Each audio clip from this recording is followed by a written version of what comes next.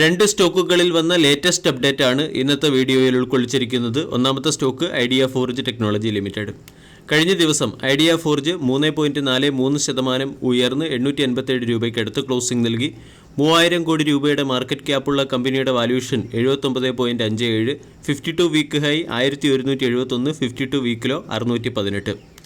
Idea ഫോർജിൻ്റെ quarterly result കഴിഞ്ഞ ദിവസം മാർക്കറ്റ് അവറിന് ശേഷം പുറത്തുവന്നു. ക്വാർട്ടർലി റിസൾട്ടിൽ കമ്പനിയുടെ പ്രോഫിറ്റ് ആഫ്റ്റർ ടാക്സ് 94% ഇടിഞ്ഞു. 18 കോടിയിൽ നിന്നും പ്രോഫിറ്റ് ആഫ്റ്റർ ടാക്സ് 1.2 കോടിയിലേക്കാണ് ഇടിഞ്ഞത്. ഇൻപുട്ട് കോസ്റ്റ് ഓഫ് മെറ്റീരിയൽസ് ഉയർന്നതും കമ്പനിയുടെ റവന്യൂ ഇടിഞ്ഞതുമാണ് പ്രോഫിറ്റ് ഇടിഞ്ഞതിന് പിന്നിലെ പ്രധാന കാരണം. ക്വാർട്ടർ ടു ക്വാർട്ടർ നോക്കുകയാണെങ്കിൽ പ്രോഫിറ്റ് 87% ഇടിഞ്ഞു. 10 കോടിയിൽ നിന്നും പ്രോഫിറ്റ് 1.2 കോടിയിലേക്കാണ് ഇടിഞ്ഞിരിക്കുന്നത്. ഓപ്പറേറ്റിംഗ് റവന്യൂ ഇയർ ഓൺ ഇയറിൽ 11.2% ഇടിഞ്ഞ് 97 കോടിയിൽ നിന്നും 86 കോടിയിലേക്കെത്തി.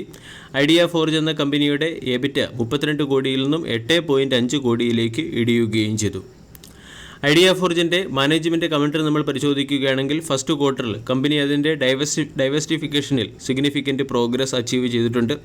ഡ്രോൺ എസ് എ സർവീസ് പോലുള്ള സർവീസുകൾ കമ്പനി ആരംഭിച്ചിട്ടുണ്ട്.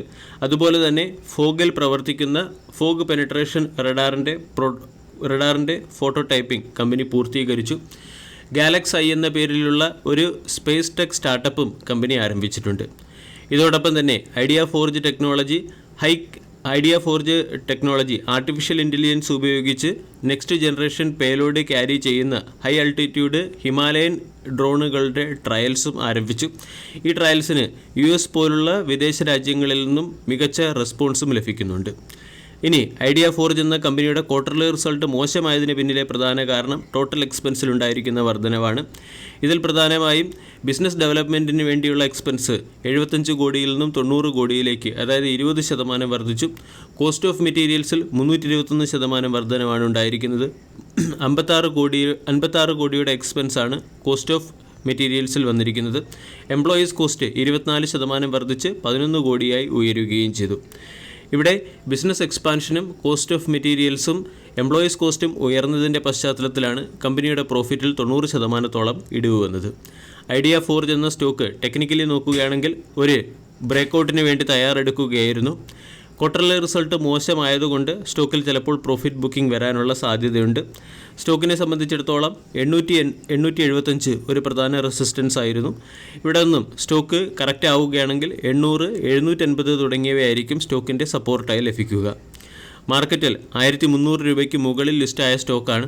അതിനുശേഷം റൗണ്ടിംഗ് ബോട്ടം രീതിയിലുള്ള ഒരു ക്യാൻഡിൽ പാറ്റേൺ ഫോം ചെയ്ത് സ്റ്റോക്ക് 780 രൂപയ്ക്കടുത്ത് സ്ട്രോങ് സപ്പോർട്ട് ക്രിയേറ്റ് ചെയ്ത് ഹയർ സൈഡിലേക്ക് നീങ്ങി തുടങ്ങുകയാണ്. ഐഡിയ ഫോർജ് ഡിഫൻസ് സെക്ടറിലെ ഒരു കമ്പനിയാണെങ്കിലും മറ്റുള്ള കമ്പനികളെ പോലെ വെൽ എസ്റ്റാബ്ലിഷ്ഡ് ആയിട്ടുള്ള കമ്പനിയല്ല. ഇതിനെ ഒരു സ്റ്റാർട്ടപ്പ് ബേസ്ഡ് ആയിട്ടുള്ള അല്ലെങ്കിൽ സ്റ്റാർട്ടപ്പ് ഫേസിലുള്ള കമ്പനിയായി കരുതി ഇൻവെസ്റ്റ് ചെയ്യുന്നതാണ് ഉചിതം.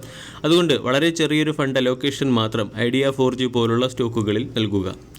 രണ്ടാമത്തെ അപ്ഡേറ്റ് റൈറ്റ്സ് ലിമിറ്റഡുമായി ബന്ധപ്പെട്ടത്. കഴിഞ്ഞ ട്രേഡിംഗ് സെഷനിൽ സ്റ്റോക്ക് 14%-ഓളം ഉയർന്ന് 762 രൂപയ്ക്കടുത്ത് ക്ലോസിംഗ് നൽകി. 18,000 കോടി രൂപയുടെ മാർക്കറ്റ് ക്യാപ്പുള്ള കമ്പനിയുടെ valuation 40.21, dividend yield 2.49%.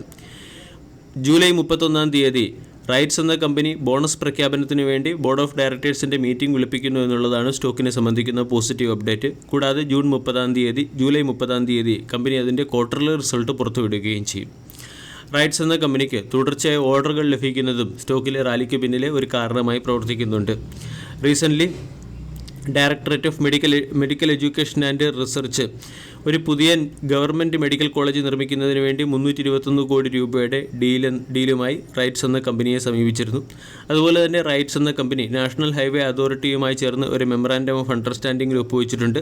National highway അതോറിറ്റിയുടെ highway, bridges, tunnel, road safety audits എന്നിവയ്ക്ക് ആവശ്യമായ കൺസൾട്ടൻസി സർവീസ് റൈറ്റ്സ് പ്രൊവൈഡ് ചെയ്യുന്നു.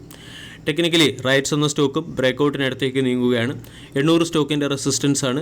800 എന്ന ലെവൽ ബ്രേക്ക് ചെയ്താൽ 900 വരെ സ്റ്റോക്ക് ഉയരാനുള്ള സാധ്യതയുണ്ട്. 700 സ്റ്റോക്കിൻ്റെ പ്രധാന സൈക്കോളജിക്കൽ സപ്പോർട്ടും 650 സ്ട്രോങ് സപ്പോർട്ടുമായി പ്രവർത്തിക്കും. വീഡിയോ എല്ലാവർക്കും ഇഷ്ടമായി എന്ന് വിശ്വസിക്കുന്നു. താങ്ക്